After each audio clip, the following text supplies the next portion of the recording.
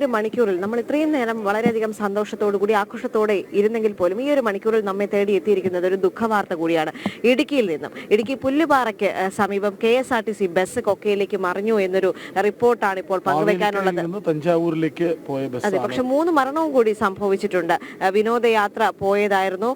യാത്രക്കാരെ രക്ഷപ്പെടുത്തിക്കൊണ്ടിരിക്കുകയാണ്. സുബിൻ തോമസ് അവിടെ നിന്ന് ചേരുന്നുണ്ട്. സുബിൻ, വളരെ ദുഃഖകരമായ ഒരു വാർത്ത തന്നെയാണ് ഇടുക്കിയിൽ നിന്ന് വന്നുകൊണ്ടിരിക്കുന്നത്. അതും വിനോദയാത്രയ്ക്ക് പോയ സംഘമാണിപ്പോൾ അപകടത്തിൽപ്പെട്ടിരിക്കുന്നത്. 3 മരണം സംഭവിച്ചു എന്ന് മനസ്സിലാക്കാൻ സാധിക്കുന്നുണ്ട്. നിലവിൽ ഇപ്പോൾ രക്ഷാപ്രവർത്തനം തുടരുകയാണോ? എത്രത്തോളം ആളുകളെ അവിടെ നിന്ന് മാറ്റി ആശുപത്രിയിൽ പ്രവേശിപ്പിക്കാൻ കഴിഞ്ഞിട്ടുണ്ട്? അവരുടെ നില എത്രത്തോളം ഗുരുതരമാണോ അല്ലെങ്കിൽ തൃപ്തകരമാണോ? അപകടത്തിൽപ്പെട്ട എല്ലാവരെയും തന്നെ നിലവിൽ ഇപ്പോൾ ആശുപത്രിയിലേക്ക് മാറ്റിയിട്ടുണ്ട്. 30 പേരാണ് നിലവിൽ ഇപ്പോൾ മുണ്ടക്കയറ്റ സ്വകാര്യ ആശുപത്രിയിലുള്ളത്. 2 പേരെ കോട്ടയം മെഡിക്കൽ കോളേജ് ആശുപത്രിയിലേക്ക് മാറ്റിയിട്ടുണ്ട്. മൊത്തം 34 യാത്രക്കാരാണ് വാഹനത്തിൽ ഉണ്ടായിരുന്നത് എന്നുള്ളതാണ് പറയുന്നത്. കൂടാതെ ഡ്രൈവറും സഹായിയും ഉണ്ടായിരുന്നു. ഇന്ന് പുലർച്ചെ 6:30 കൂടിയാണ് ഇത്തരത്തിൽ അപകടം നടക്കുന്നത്. ഇടുക്കി പുല്ലുപാറയ്ക്ക് സമീപം ഏകദേശം 30 ആഴ്ചയിലേക്ക് വിനോദസഞ്ചാരത്തിന് പോയ KSRTCയുടെ പോയി തിരിച്ചു വരുന്ന വഴിയാണ് KSRTCയുടെ വാഹനം മറിയുന്നത്. തഞ്ചാവൂരിലേക്കാണ്. മാവേലിക്കരയിൽ നിന്ന് തഞ്ചാവൂരിലേക്ക് പോയ ശേഷം തഞ്ചാവൂരിൽ സന്ദർശനം നടത്തി തിരികെ മാവേലിക്കരയിലേക്ക് വരും വഴിയാണ് ഈ ഒരു അപകടം ഉണ്ടാകുന്നത്. ചെങ്കുത്തായ വളവും കുത്തിറക്കവുമാണ് ഈ റോഡിലുള്ളത്.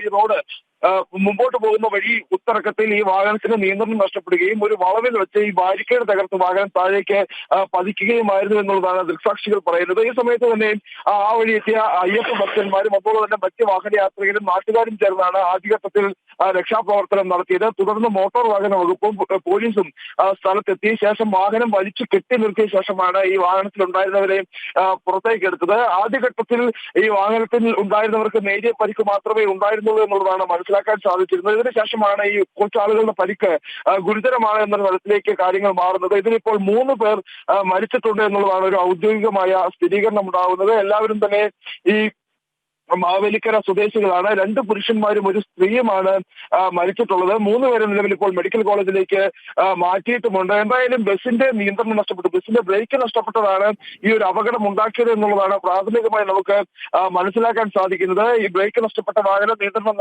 നഷ്ടപ്പെട്ട് ഈ കൊക്കയിലേക്ക് മറിയുകയായിരുന്നു എന്നുള്ളതാണ്. ഇനിയിപ്പോൾ വാഹനത്തിൽ 34 പേരെ ഉണ്ടായിരുന്നുള്ള മറ്റാരെങ്കിലും ഇവിടെ ഈ ഭാഗത്ത് അല്ലെങ്കിൽ വാഹനത്തിനടിയിൽ കുടുങ്ങിക്കിടപ്പുണ്ട് അടക്കമുള്ള കാര്യങ്ങളെല്ലാം തന്നെ പരിശോധിക്കേണ്ടതായിട്ടുണ്ട്. അതിന് വാഹനം ഉയർത്തി പരിശോധനയാണ് ഇനി നടത്തേണ്ടത്. അതിനുള്ള ക്രമീകരണങ്ങളാണ് നിലവിൽ ഇപ്പോൾ അവിടെ സ്വീകരിച്ചുകൊണ്ടിരിക്കുന്നത്. നിലവിൽ ഫയർഫോഴ്സ് സംഘം ഉൾപ്പെടെയുള്ള സ്ഥലത്തെത്തി നിലവിൽ മേൽ നടപടികൾ സ്വീകരിക്കുന്നുണ്ട്. ഈ അപകടം ഉണ്ടാക്കാനുണ്ടായ സാഹചര്യം മറ്റേതെങ്കിലും തരത്തിലുള്ള കാരണങ്ങളോ സാഹചര്യങ്ങളോ ഉണ്ടോ എന്നടക്കമുള്ള കാര്യങ്ങൾ മോട്ടോർ വാഹന വകുപ്പും പരിശോധിക്കുന്നുണ്ട്. എന്തായാലും ഏറ്റവും ദുഃഖകരമായ വാർത്ത എന്നുള്ളത് 3 മരണം, ഈ ഒരു അപകടത്തിൽ 3 മരണം സംഭവിച്ചു എന്നുള്ളത് തന്നെയാണ്.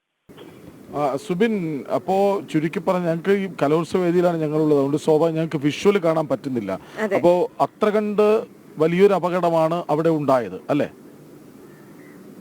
തീർച്ചയായും അങ്ങനെ തന്നെയാണ്. അതായത് ഒരു ചെങ്കുത്തായ ഇറക്കത്തിൽ നിയന്ത്രണം നഷ്ടപ്പെട്ട വാഹനം ഏകദേശം 30 അടി താഴ്ചയിലേക്ക് മറിയുകയായിരുന്നു. മറിയുമ്പോൾ ഈ വാഹനം ഒരു പ്രാവശ്യം കരണം മറിഞ്ഞാണ് താഴേക്ക് പോയിട്ടുള്ളത് എന്നുള്ളതാണ് നമുക്ക് മനസ്സിലാക്കാൻ സാധിക്കുന്നത്. അതിനുശേഷം താഴെ മരക്കൂട്ടങ്ങൾക്കിടയിൽ തങ്ങി നിൽക്കുകയായിരുന്നു. ഈ മരക്കൂട്ടം ഉണ്ടായിരുന്നില്ല എന്നുണ്ടെങ്കിൽ അതൊരു വലിയ ഇതിലും തീവ്രമായ ഒരു അപകടത്തിലേക്ക് പോകാനുള്ള ഒരു സാധ്യതയാണ് ഉണ്ടായിരുന്നത്. ഈ മരങ്ങൾ ഉണ്ടായിരുന്നത് കൊണ്ട് ഈ വാഹനം മരത്തിൽ തങ്ങി നിൽക്കുകയായിരുന്നു. പ്രധാനമായും ഈ പ്രദേശത്തൊന്നാകെ ശക്തമായ മൂടൽമഞ്ഞൊക്കെ ഉള്ള ഒരു പ്രദേശം കൂടിയാണ്. അതുകൊണ്ട് അത്തരത്തിലുള്ള ഏതെങ്കിലും സാഹചര്യം ഈ അപകടത്തിലേക്ക് നയിച്ചിട്ടുണ്ടോ എന്നടക്കമുള്ള കാര്യങ്ങളെല്ലാം തന്നെ പരിശോധിക്കുന്നുണ്ട്.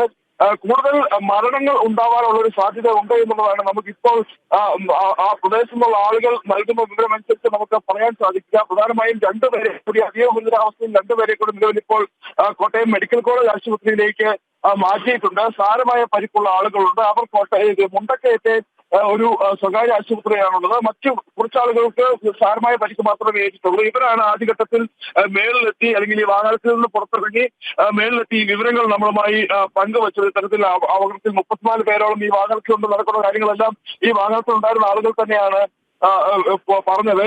കഴിഞ്ഞ ദിവസം അതായത് 3-ാം തീയതി, 4-ാം തീയതി ഈ ഒരു യാത്ര പുറപ്പെടുന്നു. മാവേലിക്കരയിൽ നിന്ന് തഞ്ചാവൂർ അതുപോലെ തന്നെ മധുര ഉൾപ്പെടെയുള്ള പ്രദേശങ്ങൾ സന്ദർശിച്ച ശേഷമാണ് അവർ ഇന്നലെ വൈകുന്നേരത്തോടുകൂടി മടങ്ങുന്നത്. ഇന്ന് പുലർച്ചെ വീട്ടിലേക്ക് അല്ലെങ്കിൽ മാവേലിക്കരയിലേക്ക് എത്താമെന്നുള്ള ഒരു കണക്കുകൂട്ടലിലാണ് യാത്ര പുറപ്പെടുന്നത്. അതിനിടയിലാണ് ഇത്തരത്തിൽ പൊടുന്നനെയുള്ള ഒരു അപകടം ഉണ്ടാകുന്നത്. KSRTC ബസിന്റെ ബ്രേക്ക് നഷ്ടപ്പെട്ടതാണ് ഈ ഒരു അപകടം ഉണ്ടാക്കിയത് എന്നുള്ളതാണ് പ്രാഥമികമായ വിവരം. നമുക്ക് അവിടെ നിന്നുള്ള ഒരു ദൃക്സാക്ഷി പറയുന്നത് പ്രകാരം ഈ വാഹനം പെട്ടെന്ന് ഒരു വളവിൽ പെട്ടെന്ന് നിയന്ത്രണം നഷ്ടപ്പെടുകയും നേരെ ഈ ഒരു കൊക്കയിലേക്ക് വട്ടം പതിക്കുകയുമായിരുന്നു എന്നുള്ളതാണ് ദൃക്സാക്ഷി പറഞ്ഞത്. ആ ഒരു തീവ്രത ആദ്യഘട്ടത്തിൽ ഇത്രത്തോളം ഒരു തീവ്രമായ ഒരു അപകടമാണ് എന്നുള്ളത് അവരും കരുതിയിരുന്നില്ല. അതായത് വാഹനം താഴേക്ക് മറിയുമ്പോഴും വാഹനത്തിൽ ആദ്യം ഇറങ്ങിയ ആൾക്കാർക്കെല്ലാം തന്നെ പരിക്കുകളൊന്നും തന്നെ ഉണ്ടായിരുന്നു. അതുകൊണ്ട് തന്നെ ആ ഒരു അത്രത്തോളം തീവ്രത അതിന് ഉണ്ടാവാനുള്ള സാധ്യതയില്ല എന്നുള്ളതാണ് ആദ്യഘട്ടത്തിൽ അവർക്കുള്ള നാട്ടുകാർ പറഞ്ഞിരുന്നത്. അതിനുശേഷമാണ് ഈ അപകടത്തിന്റെ തീവ്രത ഒരു വർദ്ധിക്കുന്ന ഒരു സാഹചര്യം ഉണ്ടായത്.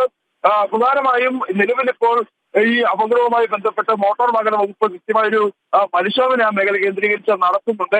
ഏതെങ്കിലും വാഹനവുമായി ബന്ധപ്പെട്ടുള്ള അല്ലെങ്കിൽ വാഹനങ്ങൾ വന്നപ്പോൾ വെട്ടിച്ചതാണോ അല്ലെങ്കിൽ നിയന്ത്രണം നഷ്ടപ്പെട്ടതാണോ ബ്രേക്ക് നഷ്ടപ്പെട്ടതാണോ നടക്കുന്ന കാര്യങ്ങളെല്ലാം എല്ലാ സാധ്യതയും ഈ അപകടം ഉണ്ടാകാനുണ്ടായ എല്ലാ സാധ്യതകളും നിലവിൽ ഇപ്പോൾ മോട്ടോർ വാഹന വകുപ്പ് പരിശോധിച്ചു വരികയാണ്.